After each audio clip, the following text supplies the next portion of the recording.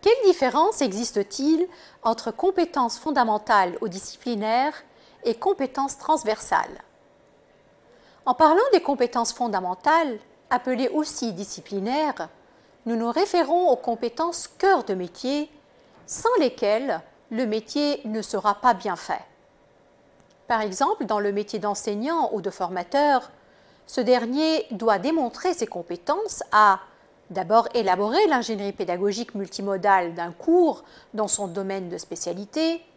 Une fois l'ingénierie élaborée, il va falloir montrer sa compétence à animer un cours en présentiel, qu'il soit en modalité hybride, mixte ou à distance, le tout de façon éthique et responsable.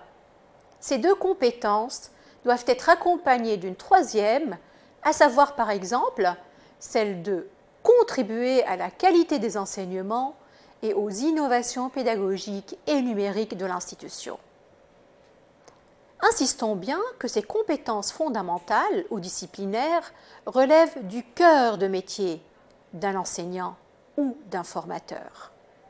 Rappelons aussi que réunir les compétences fondamentales ou disciplinaires dans des blocs de compétences deviennent obligatoires depuis 2014 en France dans la rédaction d'un référentiel de compétences, référentiel métier, référentiel d'activité et référentiel de certification que nous verrons dans une autre capsule.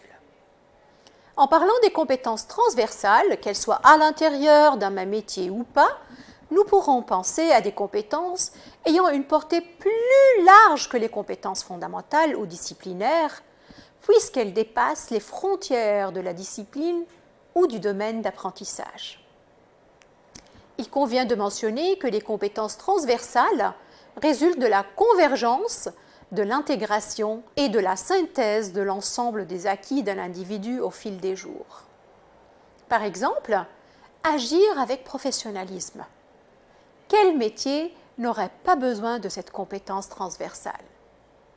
Les compétences transversales pourraient être d'ordre intellectuel, par exemple, exploiter l'information, résoudre des problèmes, exercer sa pensée critique, mettre en œuvre sa pensée créatrice, etc. Elles pourraient être d'ordre méthodologique, par exemple, pratiquer des méthodes de travail efficaces, exploiter les technologies de l'information et de la communication, etc. Les compétences transversales pourraient aussi relever du champ de la communication, à savoir communiquer d'une façon appropriée, que ce soit à l'oral ou à l'écrit.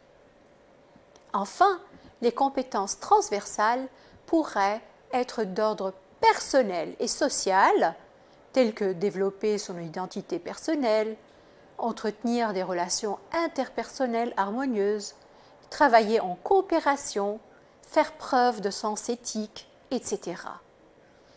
Certes, les compétences individuelles sont essentielles.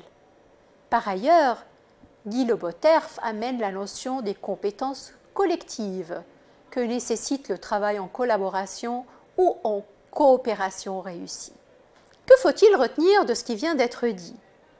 Les compétences fondamentales ou disciplinaires sont des compétences cœur de métier indispensables à son exercice, alors que les compétences transversales sont des valeurs ajoutées communes à plusieurs métiers qui se déploient dans des champs professionnels variés.